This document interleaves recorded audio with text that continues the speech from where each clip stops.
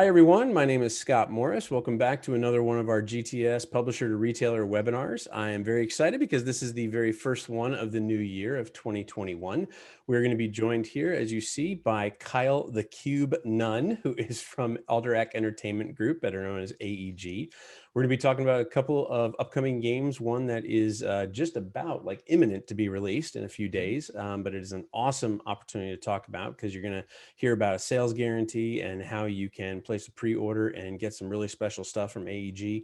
And then we're also, I believe, going to talk about Sheepy Time as well, which is going to be a game coming up that I've had the opportunity to play myself over Tabletop Simulator and had a massive amount of fun with Kyle one afternoon doing that. So if you are here live, greatly appreciate you joining. As a reminder, you are able to ask any kind of question you'd like. As I always say with the intended pun that everything is on the table, you are welcome to go into the chat window, and under the chat, you can either send a message to the panelists, which are myself and Kyle, or you can send a message to all panelists and attendees, so all of the retailers will see your question as well. But as always, Kyle, you don't have to worry about that. I'll manage that. I'll jump through that, and as questions come up, we'll kind of work them into the conversation as they go along. So with that, again, thank you all very much for joining. Kyle, I'm going to take my face that was made for radio, let it be quiet, and let you talk about not only the awesome games, but the awesome programs that you have. Yeah, awesome. Thank you, Scott. Thank you for joining us, let's talk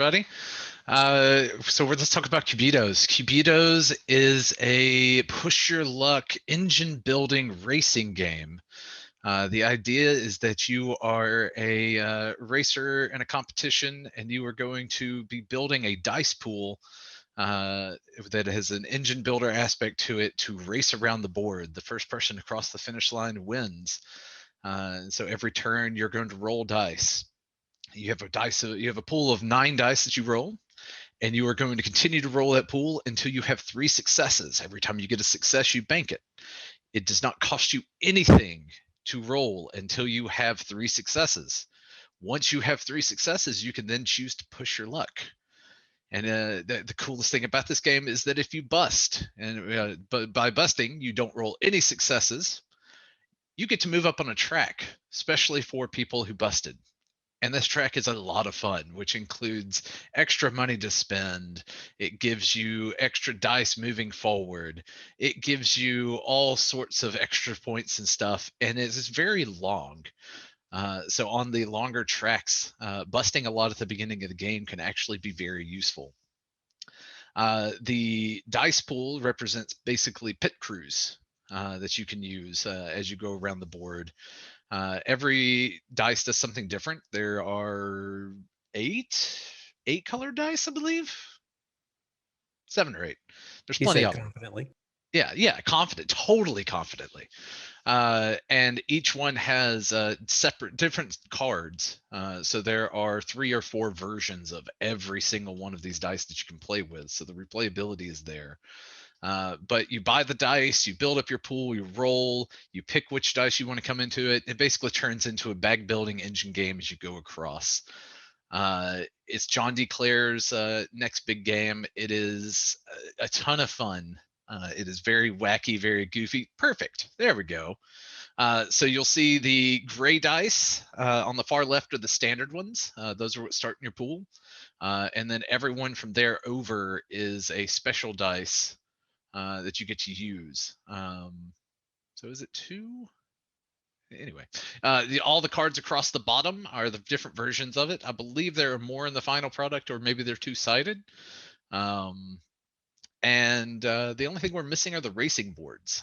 So the boards are actually big tracks that you can go around. And they have different water obstacles and sand traps and different abilities that you can get to. With this game, we have the return of the AEG sales guarantee, which I believe has been not there since. What was the last time we did that, Scott? Was it Santa Monica? I think it was Santa Monica. I think it was Santa Monica. Yeah. So if you buy at least 6 copies, you will be able to return them risk-free. There we go. There's a board. So you have sand traps, you have water. You obviously can't move over water. And there's different abilities there was I don't remember if it's in the game or not, but there's a purple one that actually lets you slide down the red dividing lines on the board. And there's a cool catch up mechanic. If you're how many ever red lines you are behind the leader, you get to add that many more dice to your dice pool. And it's funny because when I first saw this, the first thing that actually came to my mind was actually from a while ago with AEG was the automobiles when you had the bag building game for a couple of years ago. And Right. I looked at this and I was like, this looks like a up, and that game was amazing. I think that game was one of the most underrated bag building games of its time when it came out, because that was like kind of at the height of Orleans and things like that were coming out. But this struck me as kind of like all the things that a dice masters player might like, all the things that a deck building player might like, because there's the dice involved instead of cards, right? Hmm. There's the variable player powers. But it's interesting because it's kind of funny. I generally, just as a person, not as a professional, but just as a personal gamer, I usually don't gravitate towards racing games. But this is a game that is a racing game that looks to be way more than just a racing game, right? Like the king of what everyone always talks about when racing games come up is Formula D. And I think Formula D has always been so popular because it's not just racing, it's racing plus all of the different management of all the different things that are involved. And the same thing goes with this. You have all the different variable dice, you have all the different variable boards, you have something that is not just point A to point B, but it's kind of like a game within a game, which looks really awesome. Yeah, absolutely. There's a lot going on in this game. There's a lot of different strategies you can take. There's one board that's just completely round, and your intuition is to stay towards the inside because there's less spaces that you need to move across to win. But the outside of the board has so many good rewards. So my strategy for that has always been race the outside until you get about halfway through the game, and then migrate inside and just go as fast as you can. Um, and there's being such a weird and wacky engine builder. There's a lot of strategies that just don't make sense for a racing game. Um, I so think the John's very good at that as a designer, right? If oh, you look oh at the yeah. games, I mean, I remember when you guys had first met John and there was the discussion of John becoming kind of that in-house designer or, AEG exclusive kind of designer. And, there's always the concern of, hey, it's first time designer, right? And maybe they just hit a home run their first time and, the next one may not be as good. But man, the variability of the games, just from the mechanics alone, let alone the theme alone, in my opinion, I think John is one of the most underrated names in designing right now. You look at people like Antoine Baza or Eric Lang and people that just have legendary names. They are great designers by all means, but you look at the track record that John has had over the last just 2 to 3 years alone. I mean, just several big hits, which is awesome to see. So, yeah, very, very excited about that. Plus, quite frankly, this game just looks gorgeous. I mean, just physically and aesthetically, it looks like something that if I saw it on a table and saw people playing, like I would immediately be attracted to what the heck is going on, right? Plus, the feature of the box is yodeling cheese. So I mean, This is true. And you can never have enough of that. you can never have enough yodeling cheese. Um, but yeah, this Cubitos, it's 59.99. It comes out for brick and mortar stores this Friday. And we'll follow up with a full online release on February 19th. And So there are plenty of shipping days to get yours in still. there are, yeah, and we do still have the availability to add pre-orders, so it's not a situation that if you did not get your pre-orders in before the pre-order deadline. Sometimes people get confused by that. Whenever, at least for us, I don't want to speak for all of distribution, but for GTS, when we put a pre-order deadline in, that's basically the date that we need to have orders to the manufacturer, to the publisher. In many cases, we are able to order after that. We're able to increase orders. That just gives a point in time in terms of the logistics of shipping everything to everybody so that someone like an AEG knows what our demand is for anything. But many times we work with people where, we'll order X amount on a date, and then over the next week to week and a half, last minute orders come in, additional orders come in, we up that and we get them delivered very quickly. AEG ships from a pretty central location in the US. So all of our warehouses get their product within 1 to 2 days, which is awesome. So things can move pretty quick. So, and it's very important to know, when we started these webinars a couple of years ago, about a year and a half, 2 years ago, AEG was one of the first people to join. And John Zinzer came on and had a talk as the owner. And I thought it was a very good talk about what AEG was doing from a support of the 3-tier distribution model and a retail model. And at the time, there was a lot of chatter about it. There was a lot of publishers that would tell us all the time of, hey, we want to do more for retailers. We want to do more to support the retail community. But transparently, there were a lot that just were not putting the meat behind the muscle, so to speak. And AEG has really stepped up over the last year to year and a half with a lot of different programs. Obviously, being able to receive the product ahead of time as a brick and mortar store is a huge advantage in this day and age, especially over the last 6 to 9 months with COVID and the impact it has had with online purchasing and things like that. So having that 2 extra weeks as an advanced release is an amazing advantage. But the sales guarantee is also really special. This is something that I literally could not name 5 companies that do this, because this is definitely the company putting their name and their money behind what they're talking about. They're saying that if you buy 6 of this game, you can return up to 12, which is phenomenal. And we've run into a lot of situations where retailers have pre-ordered maybe 4, maybe 5 of a game that has this sales guarantee, and going up to that extra 1 or 2 units has helped them not only be able to be protected, but be able to actually utilize and see the actual sales come from those games. I think in total, you've done this, I think now 4 times, I think, with different titles, maybe 3 times. It's Um, more than it's at least 4, because it yeah, was Space Base, yep. Tiny Towns, Tiny Towns, and then Santa Monica. Ecos, Santa Ecos, yes. Monica, This will be the and fifth. here. So this is 5. Yep. Out of all those, we've ordered, I can't say the exact number, but we've ordered multiple thousands of games. We're one of AEG's top distributors, and we have had less than a handful.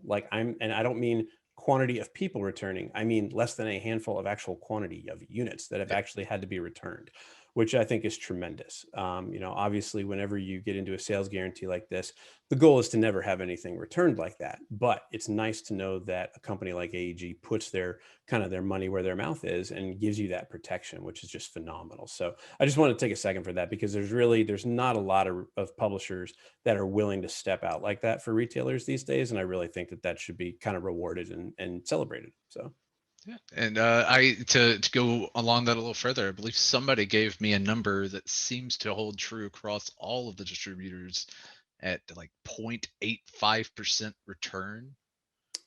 yeah, So ours is less lower. than So 1% return. So yeah, that's it's fantastic.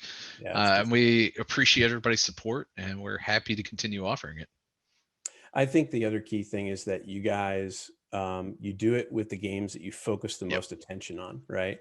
Obviously, if everything is important, nothing is important. So there's always that. But you guys have picked the games that have been the most sought after, the hottest ones. Whether it's the older ones that came out of shows like Tiny Towns or Ecos or things like that.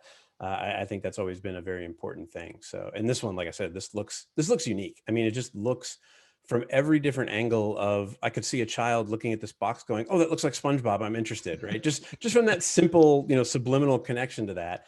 But the name is unique, but it's not like one of those things that like you can't Google, right? It's not one of Right. those names that like has a silent X and a Q in it, and no one knows how to spell it or anything like that. So it's unique on its own, but it definitely stands out because, yeah, you're dead right. I could not, if someone had a gun to my head and a briefcase with $1 million, I could not tell you another game that has yodeling cheese in it. So Not at all.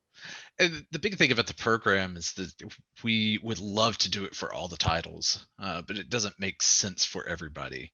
There has to be that right time of the year, because we don't want to make these the sales guarantee is not it does not mean that we are willing to take returns back on it. What it is we're saying that everything is right around this game for retailers to sell everything that they order.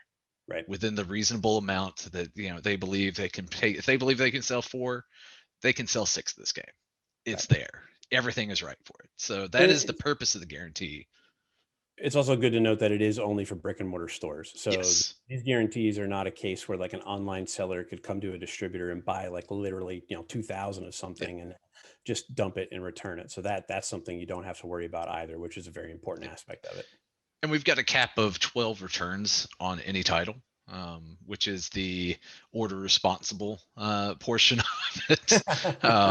Because we obviously want retailers to take a stance and order more, but we prefer to see everybody ordering responsibly. So I think we just need that on a little billboard: order responsibly. Yeah, no, I think that's good, and I think at the end of the day, if retailers are selling 12 copies of a brand new release, I don't think they're complaining about anything. Yeah, not at all. So let's move on to Sheepy Time. Do you have Yes, any images of Sheepy Time ready to queue up? I can dig them up. Yes, I can. Perfect. So Sheepy Time is actually been delayed. So I sent out this a little while back. It is a brick and mortar release for April 30th, with a full release on May 14th. It is $39.99, and it is a game where you are the dream sheep, and you are trying to get the best night's sleep for your person. But unfortunately, those pesky nightmares keep creeping in, and they are trying to scare you awake. Excellent. And so this is the board layout. You start off with 2 of the dream tiles on the outside, and so you have 2 cards in your hand, which are the cards that are shown on the outside of the screen. And you build the deck for a number of players, and then with a nightmare. And so you will draw 2 cards, and you will play one of them for your turn. You'll move your sheep or add Z's to the board, which allow you to activate those dream tiles when you land on them. And then at the end of the turn, you'll draw another card back up. If you ever draw a nightmare card, you then take the action for that nightmare. So the one that's featured is the big bad wolf. The big bad wolf is specifically moves spaces and will scare people on adjacent spaces. So if he ever lands on your space, scares you. And then one of its activation cards is scare everybody on that space and adjacent spaces. So if you get scared, you fall over just like the yellow sheep is in that picture. If you are already scared and get scared again, you are out for that turn. The game is played over multiple turns. You can see the dream tracker at the top. And for a 4-player game, whoever has the most Z's, the most victory points for that turn, is going to move their pillow back 10 spaces. All the pillows start on 40, and then they move backwards. All of the sleep, the head icons at the top will reset at the end of the turn, but the pillows move forward. And so it's typically 3, 4, maybe 5 rounds. And whenever a head crosses its pillow, whoever had the most Z's and crossed their pillow will win. At the end of every round, you'll actually start adding in dream tiles. You draft them from a list of 4. The person who places them gets a benefit. So the Z's are front and back. On the front, you have a regular Z. On the back, you have an infinite Z. The way you get infinite Z's is some of the dream tiles allow you to place that down, which means that when you land on it and use it, you don't consume it. You just get to keep it there. And so there's really interesting mechanics. It is really not awkward to explain, but it's really hard to see all the interactions until you sit down and play a few games of it, because all the dream tiles have such random abilities. I've actually seen somebody slingshot across the board by moving onto a tile, using it to move back 3 spaces, which landed on a tile that said move forward 7 spaces, and then landed on a tile that brought them back to the front. So the Literally the only limitation on movement off these tiles is that you cannot cross the fence going backwards. The round ends for everybody if, or I'm sorry, when you cross the fence, you get extra bonus points, and you can choose to retire. If the nightmare crosses the fence, the turn is over. Everybody wakes up. The nightmare has scared you awake, and you start all over again. Yeah, this is a game that took me by complete surprise. When I remember when you first were explaining the game to me, and I was like, okay, I mean, it sounds, cute, sounds kind of kitschy. And then we sat down, we played it on Tabletop Simulator, and I was blown away by the amount. First off, like you said, it sounds like it's hard to explain. It's really not. It's actually extremely easy in terms of the gameplay. For example, you can see this card down here. It says move 4 spaces or catch 1Z. It's very simple. You play that card and you either move 4 spaces or you catch 1Z, and it's just a matter of what the outside tiles are. These dream tiles that have been laid down changes what happens in the game. And I remember we played through, I think, about maybe half of the first round, and I was like, whoa, this thing has like a massive amount of replayability, Mm-hmm. right? There's so many different dream tiles that you can put on the outside and change. I mean, you could play the exact same game with the exact same nightmare, and just those alone are going to change it. But then you have the addition of the different nightmares and the different Right. impacts of what they have in the game and the different combinations of that I was like, yeah, this is really cool. And this is something that, again, when you're talking about the word unique, I cannot, for the life of me right now, as I'm trying to think about it, I cannot think of another game that has to deal with, dream slash, counting sheep nightmare type stuff. I'm sure there is something on the market, but I haven't ever, seen anything gigantic or big from a large publisher around that. And this is definitely very unique, because this is a game that I remember when we finished playing on Tabletop Simulator, I had still left it open and I had the table up, and my son had come in and he was like, oh, what's that? And I told him about it, and he was like, that actually sounds really cool. Like, if you told me that it was just a game about dreams, I may not be that excited, but now I'm like seeing it, I want to play that, right? And again, it's that unique thing. It's like you see these sheep and you see like that little nightmare head like sticking up with the evil eyes, and you're like, what's going on here? Like, how does this work, right? And I have to admit, I've had a lot of people pitch me games, and the rondel system is something that a lot of people try to kind of incorporate in their games and have for a long time tried to master. And it's not very easy. It's very challenging. And this one, I remember looking at it going, so it's just one rondel. Okay, so there's it's just the one thing, or just going around in one circle.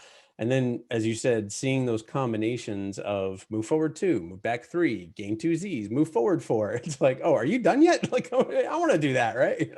That was really, really cool. So I was pleasantly surprised and taken by surprise by this one. It was really cool.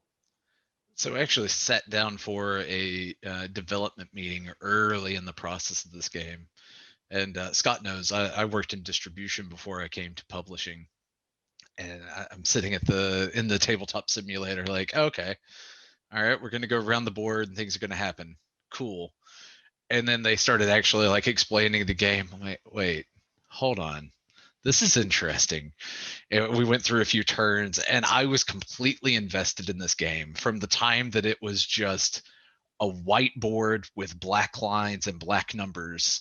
And they were going, well, this is what happens. And we're all like, oh no, but what if this? And they were, I remember sitting into it, like, well, we can't call it damage.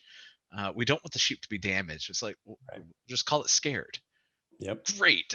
So we jumped in this game and went through major development cycle, and we have all been all in on this game for a long time.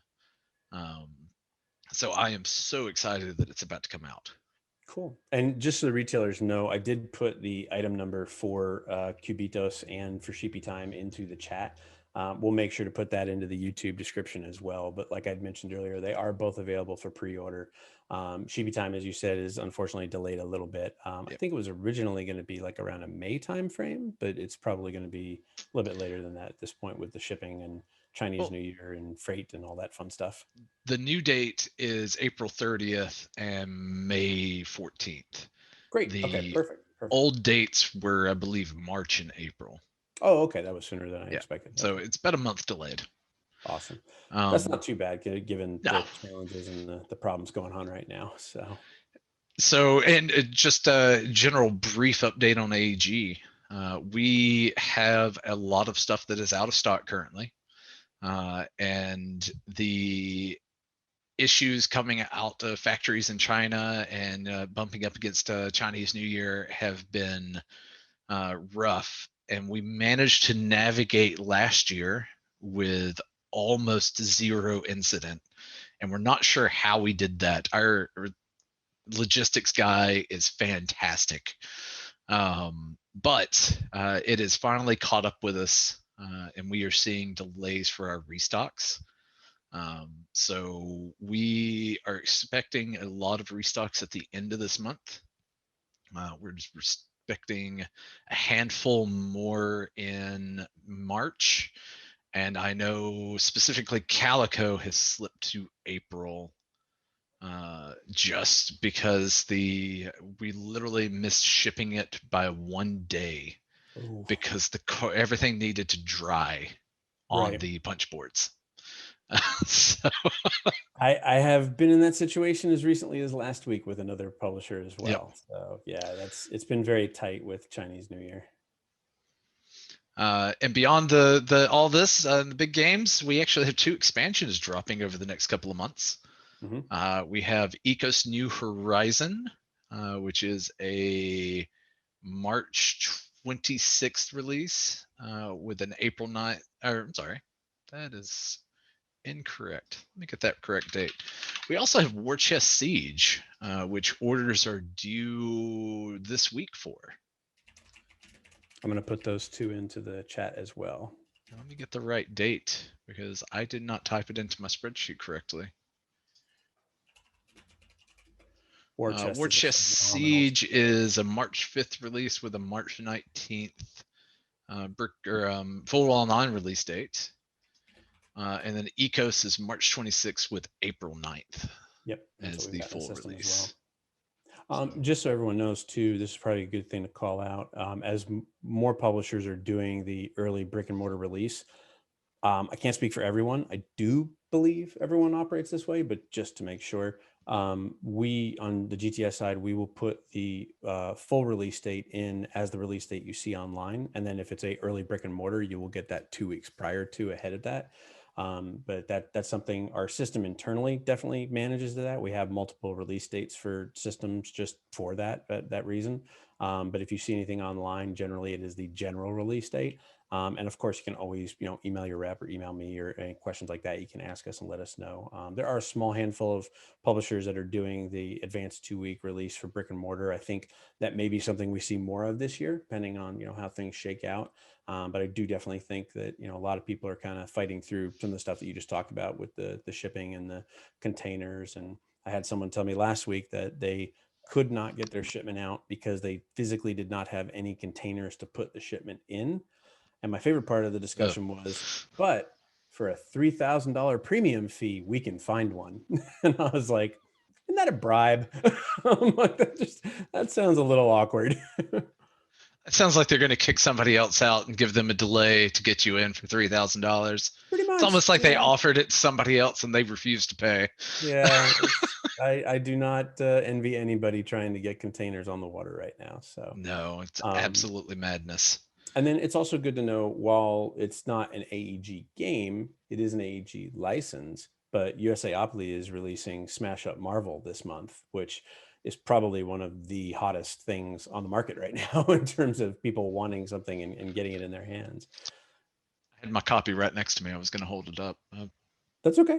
It's My just good to wife, know because Smash Up is something that we try to keep in stock in our major locations in Washington and St. Louis and Florida. And it's been a perennial, I mean, since day one. And I don't see it ever not being a perennial. That game is going to continue to march on.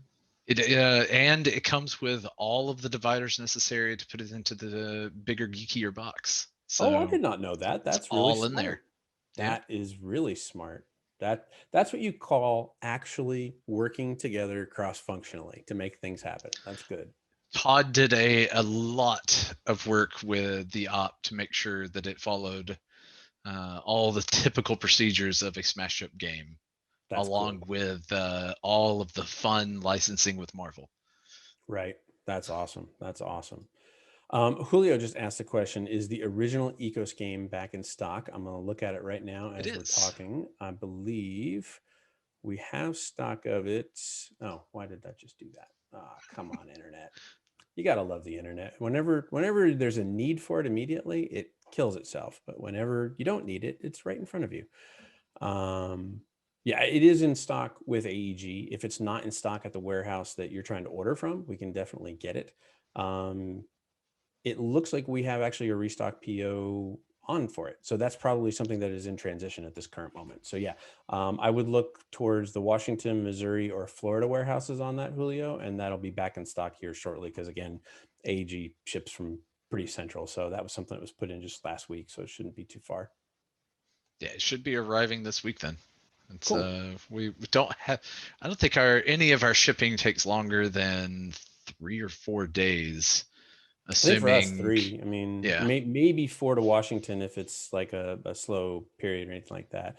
Ironically, even amidst all of the shipping challenges we just talked about, December was rough. December was, a 2-day ship turned into a 5-day ship in some cases. But for the month of January, it's been pretty normal. I mean, we've been seeing 1 to 2 day ships as we would expect to see. So that's been good. So Yeah, I believe we had a 4-day ship to turn into a 2-week ship. That ooh, was that wasn't great, but not fun. but the fact of the matter is that it still made it, That's right. and that's what we're looking for. That's right. Cool. All right. Well, again, just as a reminder, retailers, you have the sales guarantee on Cubitos. So if you order a minimum of 6, you can return up to a maximum of 12 if needed. Obviously, this is going to be something that AEG has already put a lot of effort behind. You've seen a lot online of it already. I'm sure. I know I have in all my social media feeds, and I'm sure we're going to see more of it here as the early release happens on the 5th, and then the full release happens on the 19th, which happens to be my birthday. So thank you for aligning it to that. That's awesome. Happy birthday. I'm sure Same it's to you. exactly what you did. You sat in a meeting and Zinzer said, do it then, right? So, Yes, absolutely. That's exactly what happened. yep. And Sheepy Time is available for pre-order as well. And then again, I did put in the Ecos expansion and the War Chest Siege expansion as well into the chat. And we'll make sure to put those into the YouTube channel. If you are watching on YouTube, please definitely do feel free, leave a question below. We're happy to answer your questions on YouTube as well. If you do need to reach out, you can always contact me. My email is smorris@gtsdistribution.com. Kyle, what's the best way for them to reach out to AEG if they have any questions for you guys? The easiest way to get in touch with me is sales@alderac.com. We also have a very, very active Facebook management team. So any question that gets to them will be redirected and I will answer at some point. Okay, so I just had a really funny question come in, and I think this is a good one to kind of end things on. I just got a message over Facebook, and I don't think he wants me to ask it, but I'm going to ask it anyway because I think it's Perfect. possibly an interesting story. He said, "The hell does Alderac mean?" So where did that name come from? Nobody knows. Really? Now, I am sure that John Zinzer could answer that question. Oh, it's a secret. But we sat around and we were contemplating it one day, and nobody below maybe Z or Ryan has any Wow. clue. Wow. So it is Um, secret. It's like you so have to know the handshake to get you in. do, you do. It predates the gaming company when it was a publishing company. Okay. So Okay. Interesting. Interesting. Well, that's why we just that's call it AEG. That's the challenge, retailers. When you next get to talk to John Zinsser, you need to ask him what the history is of the name and see if you can pry it out of him somehow. If we get enough questions and we bug Z enough, I will make that the first slide of the next gamma we get to go to. There you go. So 2025. So Yeah, okay. 2025. Yeah. Hopefully not. Fingers crossed. So awesome. Well, Kyle, thank you very much. Oh, as always, I appreciate you joining. It's always a pleasure to see you and talk to you, and looking forward to the releases on these games. And retailers, thank you very much. Really do appreciate the time this morning. We look forward to having many more of these as the new year kind of kicks in. As a reminder, we do not have one on this Wednesday, which is the 3rd. The next one will be next Monday, I believe, which is the 8th. And we're doing as much as we can to make sure we're on top of the schedule for that, so that you have the updates in your emails and you know which ones are live and which ones are not live. So, but as always, like we said, any questions, feel free to reach out, let us know. Otherwise, hope you have a great week in your stores. Thank you so much and have a wonderful time. Take care.